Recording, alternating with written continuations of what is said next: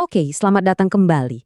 Kali ini kita bakal bongkar salah satu rilis dokumen yang paling bikin heboh di zaman kita, file Epstein. Topiknya emang rumit, tapi tenang aja, kita akan coba bedah bareng-bareng biar lebih gampang dicerna. Belum lama ini kan, publik digemparkan sama rilis dokumen tentang Jeffrey Epstein. Dan jumlahnya itu, wow, coba lihat angka ini, 3 juta. Itu bukan 3 juta lembar loh, tapi 3 juta halaman bukti.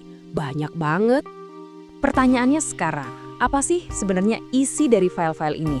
Dokumen yang dirilis atas perintah pengadilan ini benar-benar ngasih kita gambaran yang belum pernah ada sebelumnya tentang dunia Epstein. Tapi ya itu, saking banyaknya, jujur aja bisa bikin pusing. Oke, yuk kita coba telusuri lebih dalam. Nah, pertama-tama kita intip dulu yuk, ada apa aja sih di dalam tumpukan bukti segunung ini? Maksudnya, informasinya itu bentuknya apa aja? Ternyata isinya bukan cuma dokumen tulisan loh. Kalau kita lihat rinciannya, ada lebih dari 2.000 video dan 180.000 gambar. Itu semua di luar jutaan halaman dokumen tadi. Jadi, ini benar-benar kumpulan data yang super lengkap. Dan isinya ini wah macam-macam banget, benar-benar beragam. Kita bisa nemuin catatan penerbangan dari jet pribadinya yang terkenal itu, email dan SMS internal, sampai kalender pribadi dan transkrip kesaksian para saksi dan korban. Bahkan ada laporan-laporan internal dari FBI juga. Oke, tapi sebelum kita lanjut lebih jauh, ada satu hal yang penting banget buat kita ingat. Ini langsung dari sumbernya ya, cuma karena ada nama seseorang disebut di dokumen ini, itu nggak otomatis berarti mereka terlibat kejahatan atau melakukan kesalahan. Bisa jadi kan cuma sebatas kenalan sosial atau relasi bisnis biasa.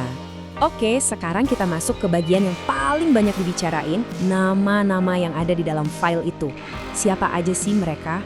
Dan gimana nama-nama ini ngebentuk gambaran jaringan Epstein yang katanya luar biasa besar itu. Dan ternyata jaringannya ini benar-benar menggurita. Luas banget. Coba dia lihat tabel ini cuma sebagian kecil aja. Ada nama dari dunia politik dan pemerintahan kayak mantan Presiden AS.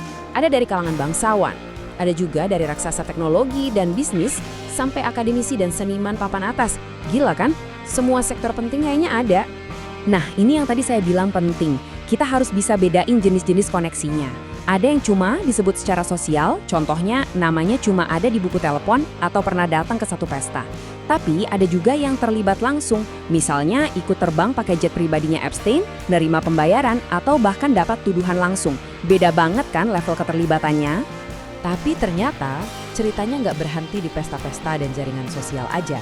Kalau kita gali lebih dalam, kita nemuin sesuatu yang jauh lebih mengejutkan. Ada dimensi geopolitik di sini. Kayaknya Epstein ini main di dunia diplomasi jalur belakang. Apa itu? Ya, semacam komunikasi atau negosiasi enggak resmi antar negara yang terjadi di luar jalur pemerintahan formal. Dan dia pakai koneksinya buat mempengaruhi urusan-urusan internasional. Contohnya gimana? Nih, lihat. Dokumen nunjukin peran dia dalam sebuah kesepakatan keamanan antara Israel dan Pantai Gading. Prosesnya jelas banget. Pertama, dia yang ngatur pertemuan antara pejabat tinggi kedua negara. Terus, dia juga yang memfasilitasi negosiasinya. Dan puncaknya, inisiatif pribadi dia ini jadi dasar buat perjanjian resmi antara kedua negara. Wow! Dan ini bukan cuma satu kali kejadian loh. Aktivitas geopolitiknya ini berjalan selama bertahun-tahun. Dokumen lain nunjukin dia pernah ngasih saran ke pejabat Rusia tentang cara ngindarin sanksi internasional dan bahkan pernah ngaku terbang ke Moskow buat ketemu langsung sama Vladimir Putin. Ini klaim yang serius banget. Semua ini kan bikin kita mikir, sebenarnya Epstein ini kerja buat siapa?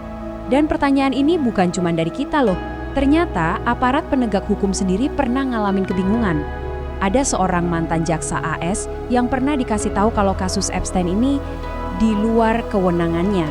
Dan bahkan ada yang bilang kalau dia itu milik intelligence. Nah, kutipan ini krusial banget. Ini memunculkan dugaan kalau Epstein mungkin dilindungi oleh badan intelijen tertentu. Tapi perlu dicatat ya, ini masih sebatas dugaan yang belum terbukti, ya. Oke, jadi setelah semua file ini dirilis, apa dampaknya di dunia nyata? Pasti ada kan? Tapi pertanyaan yang lebih besar adalah apakah semua ini bikin kita selangkah lebih dekat menuju keadilan? Dampaknya ada dan gak main-main. Beberapa tokoh kuat internasional benar-benar jatuh.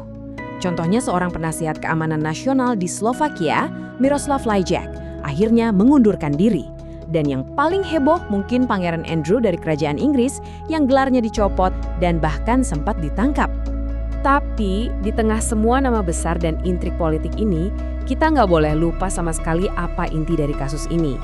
Intinya adalah operasi perdagangan seks dan eksploitasi finansial. Pelecehan dan eksploitasi sistematis terhadap orang-orang yang rentan yang bisa terjadi karena ada sistem yang gagal total buat menghentikan dia selama puluhan tahun.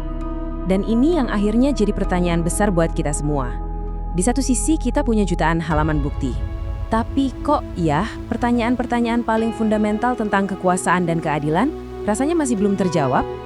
File-file ini emang ngebuka mata kita tentang betapa luasnya jaringan Epstein, tapi di saat yang sama, ini juga nunjukin betapa gelapnya kita tentang cara kerja kekuasaan yang sesungguhnya di belakang layar.